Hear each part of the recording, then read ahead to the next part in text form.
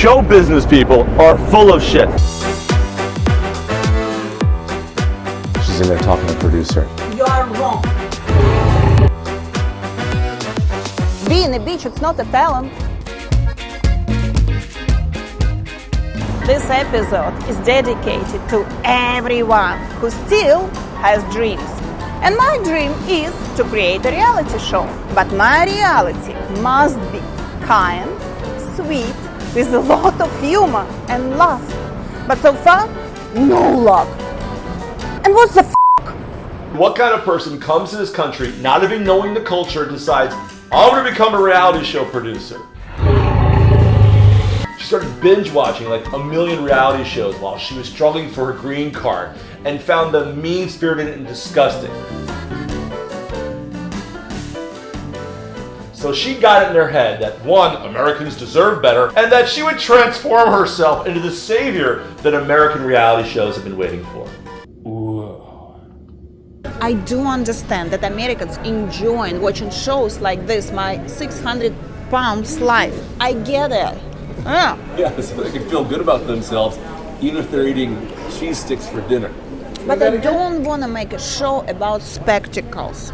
I want to make a show about interesting people who have struggles, but who didn't give up on a dream to find happiness or love. That's why I did a project, Tall Girls.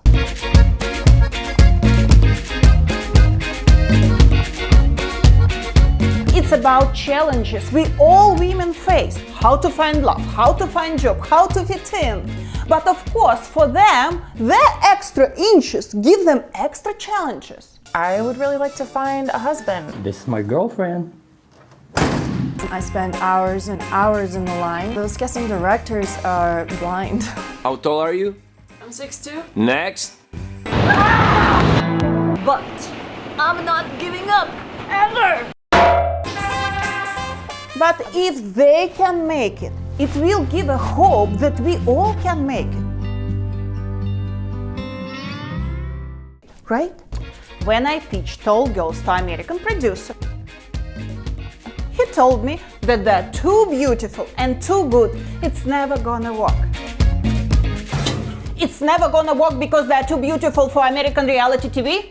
That's ridiculous!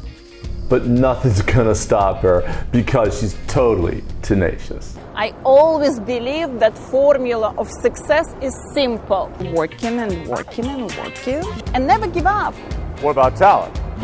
Nice if you have it, but not necessarily. Look at those Real Housewives. Not all of them have a talent.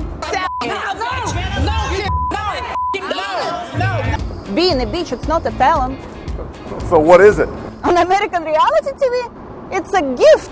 With this attitude, how do you ever expect to sell your shows? Oh, don't worry. I will just sweet talk all those producers. No. She's in there talking to the producer. You are wrong. People would like to watch kind and uplifting shows because they're already bored from the shows like about these Botox housewives who are constantly yelling at each other, or about the crackpots with no teeth and dirty houses. So you're telling me that my host from my reality, the multi-millionaire guy who is building houses for homeless people, not good enough only because he's not bad enough?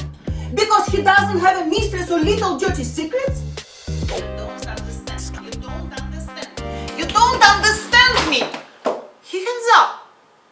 I explained him that it's stupid to think that Americans are stupid. But he didn't get me. I definitely think we have the language barrier. He'd better learn to speak English better. Then I did a project about psychedelic artist who is wearing his art like a life exhibit. I'm Muffin. If he can do this, he can do anything. It's called fashion shrink because Muffin used art to help people fixing their insides by fixing their outsides.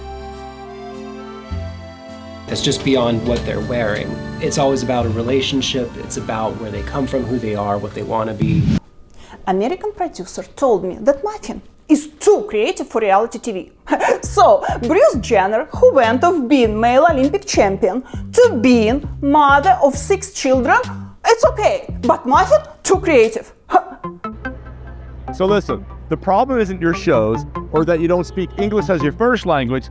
It's just that you don't speak Hollywood as your second language. You mean language of bullshit? Exactly. You know that if I said bullshit growing up, my mom will kick a shit out of me. But you have to understand, show business people are full of shit. So you have to learn how to communicate with them. You say that I have communicational problems. Yeah, That's sad. but you don't have to lie. Just don't hit a hammer over their heads every time you talk to them. Even if they're idiots? Especially if they're idiots. So don't tell them you don't get it. You should say, I'm sorry, I'm not explaining it well. Todd, but this is a complete bullshit. Or you could try authentic appreciation. You mean like say, oh, you're so great, I totally agree with you, even if I don't, right? Oh, exactly. I will never do that. You're the most creative producer. That's why I wanted to show my project to you, and only to you. I will be honored if a small woman like me can have some time with such a big man like you.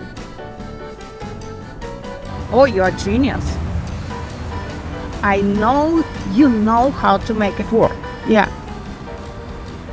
That is not exactly what I told her to do, but at least she got the meetings.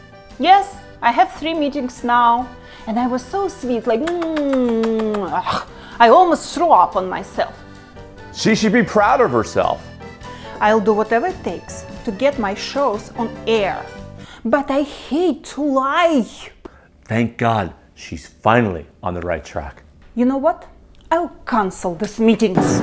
So she's given up on the meetings, she's given up on lying, but there's one thing she hasn't given up on.